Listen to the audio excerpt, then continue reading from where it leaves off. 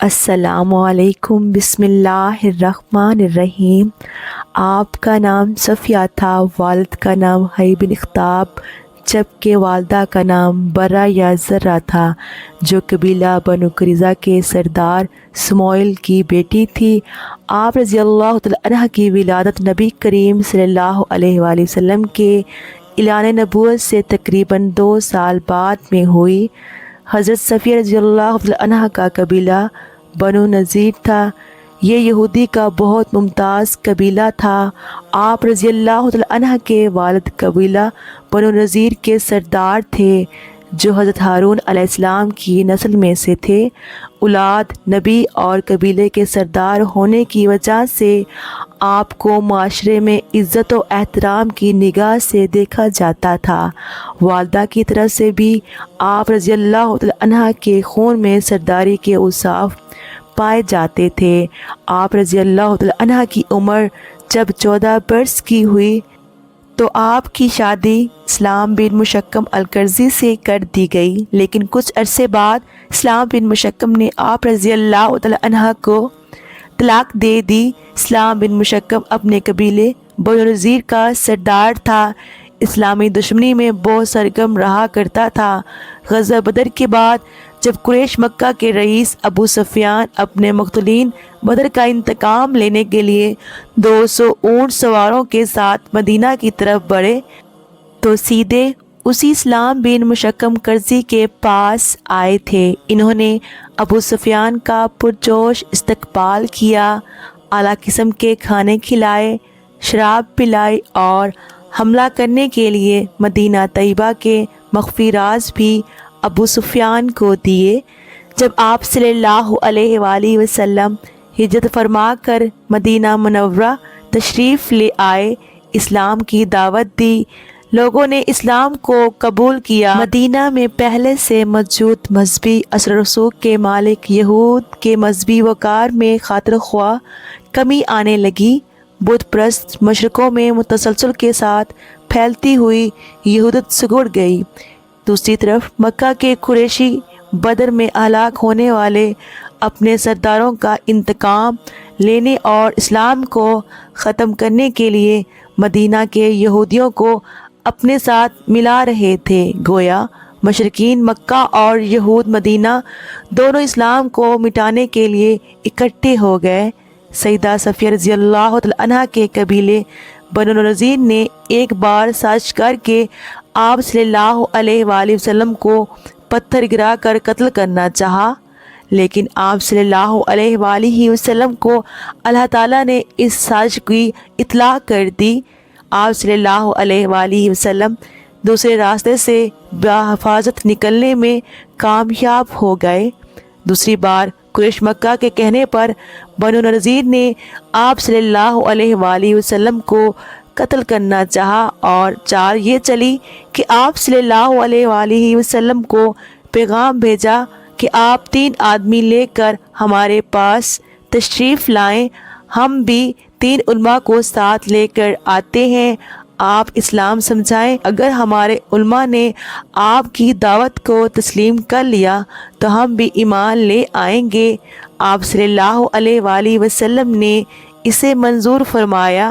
راستے میں آپ صلی اللہ علیہ وآلہ وسلم کو معلوم ہوا کہ یہ لوگ تلواریں باندھ کر آپ کو قتل کرنے کے درپے ہیں۔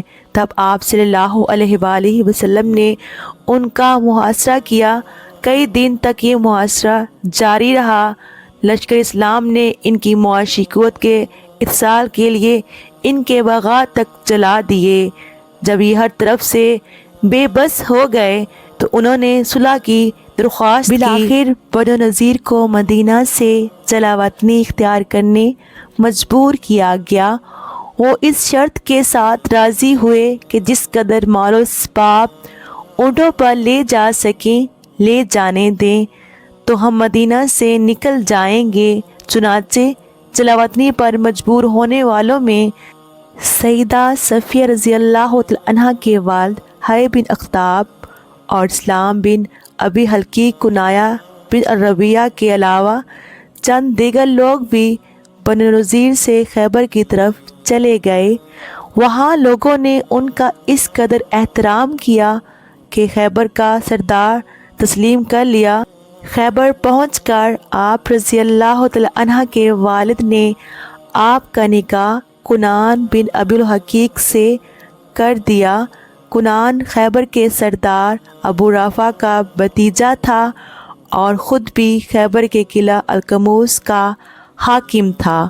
آپ رضی اللہ تعالی عنہ کے والد حی بن اخطب جب خیبر آئے تو یہاں اسلام کے خلاف فیصلہ کن معرکہ لڑنے کی تیاریاں شروع کیں۔ آس پاس کے قبائل کو اس کے لیے تیار کیا، یہاں تک کہ ایک بڑا لشکر جنگ کے لیے تیار کر لیا۔ مدینہ کے شمال مغرب میں خیبر نامی ایک شہر آباد تھا۔ یہ نہایت زرخیز مقام تھا۔ یہاں پر یہودیوں نے چند قلعے بنا رکھے تھے۔ یہود دیگر قبائل کو اپنے ساتھ ملا کر مدینہ پر قبضہ کرنا چاہتے تھے۔ انہوں نے اس مقصد کے لیے ایک عرصے سے جنگی اسلحہ جمع کر رکھا تھا۔ قبیلہ بنو غطفان اور قبیلہ بنو اسد کو نصف کھجوروں کے باغات کا لالچ دے کر اپنے ساتھ ملا چکے تھے۔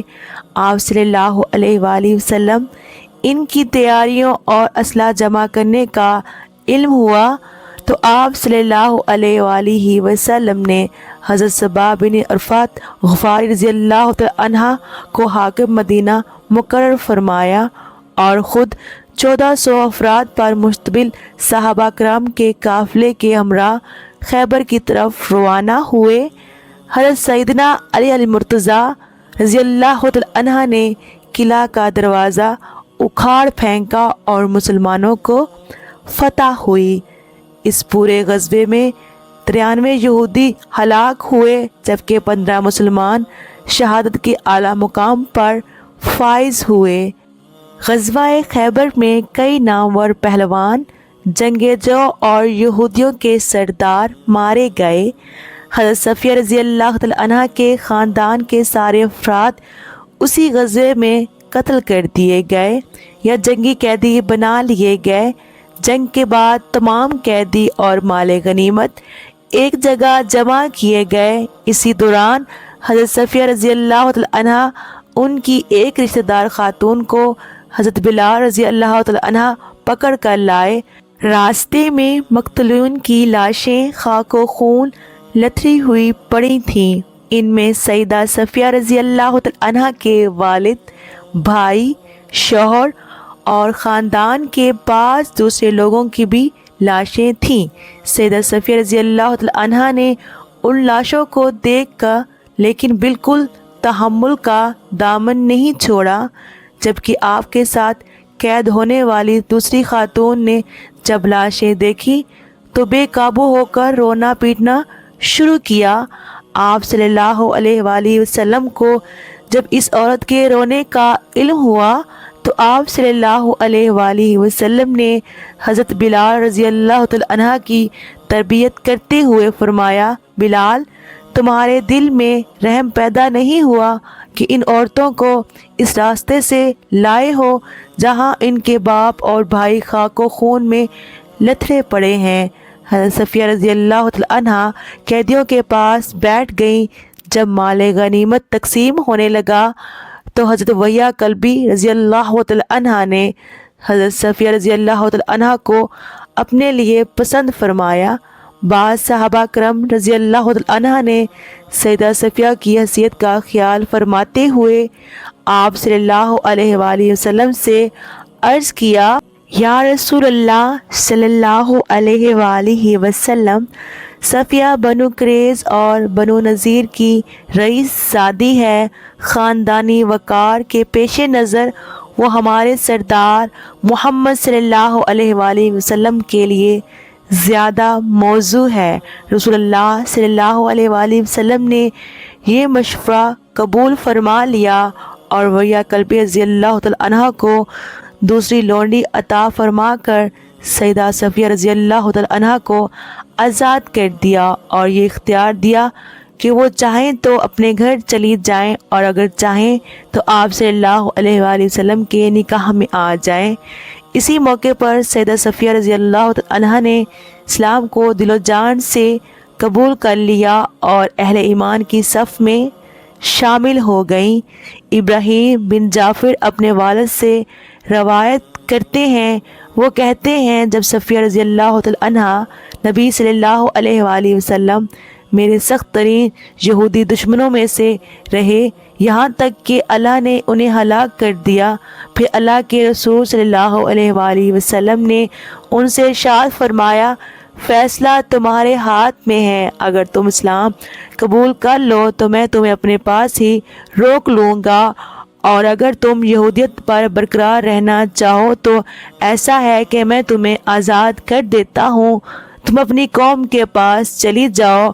عرض کی کہ اے اللہ کے رسول صلی اللہ علیہ وآلہ وسلم، میں تو آپ کی دعوت دینے سے پہلے ہی اسلام کی مشتاق تھی اور دل سے آپ کی تصدیق کر چکی تھی۔ جب میں یہاں آئی ہوں تب بھی مجھے یہودیت میں کوئی رغبت نہیں تھی، اور اب تو نہ ان میں کوئی میرا باپ ہے نہ بھائی، آپ نے مجھے کفر اسلام کے درمیان اختیار دیا ہے، تو میرا فیصلہ یہ ہے کہ اللہ اور اس کے رسول مجھے آزادی اور اپنی قوم میں لوٹنے سے زیادہ عزیز ہیں۔ سیدہ صفیہ رضی اللہ عنہا نے آپ صلی اللہ علیہ وآلہ وسلم کے نکاح میں آنا ہی پسند فرمایا۔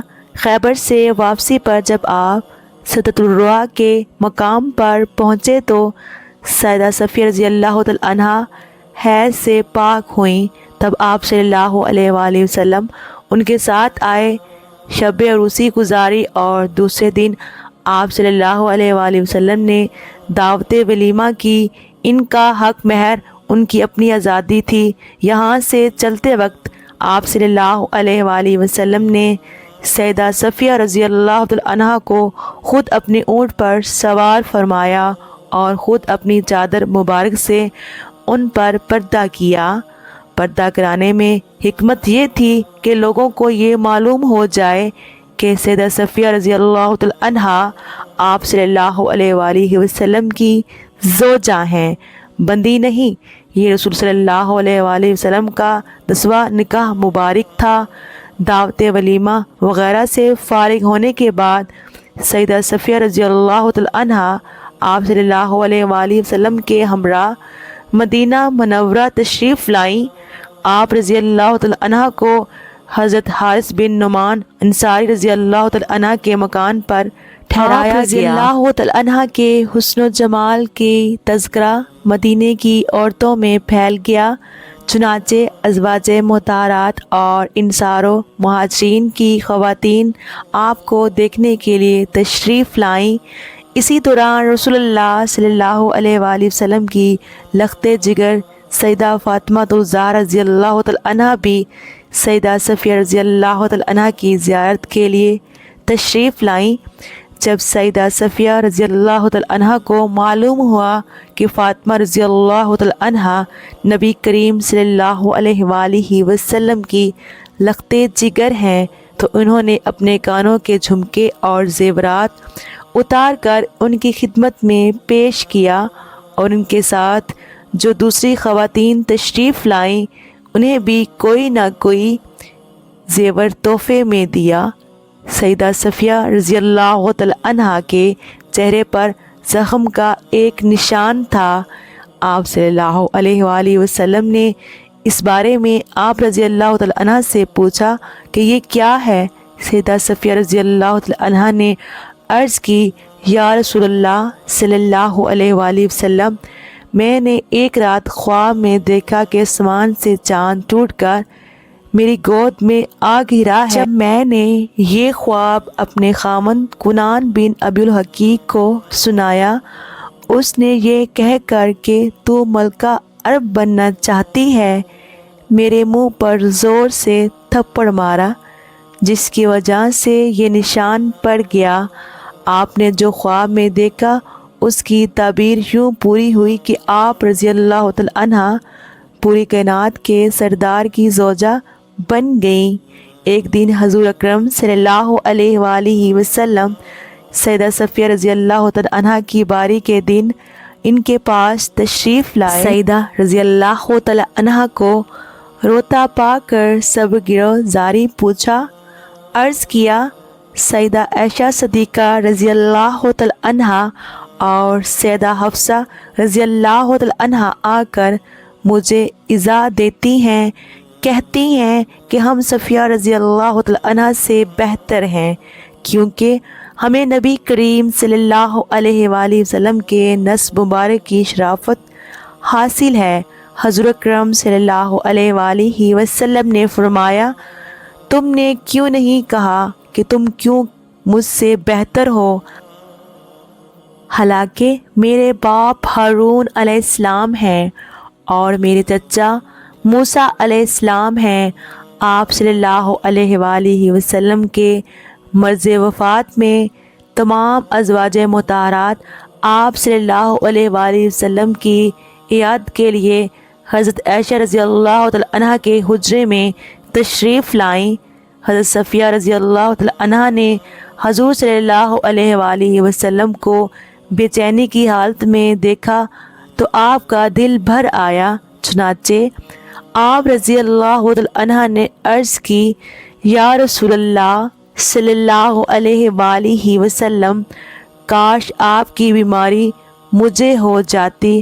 ازواجہ مطہرات نے ان کی طرف دیکھا تو حضور صلی اللہ علیہ وآلہ وسلم نے فرمایا، واللہ وہ سچی ہیں، یعنی ان کا اظہار عقیدت سچے دل سے ہے۔ آپ نے 50 ہجری رمضان المبارک میں 65 سال کی عمر میں وفات پا گئی اور آپ کو جنت البقیع میں دفن کیا گیا۔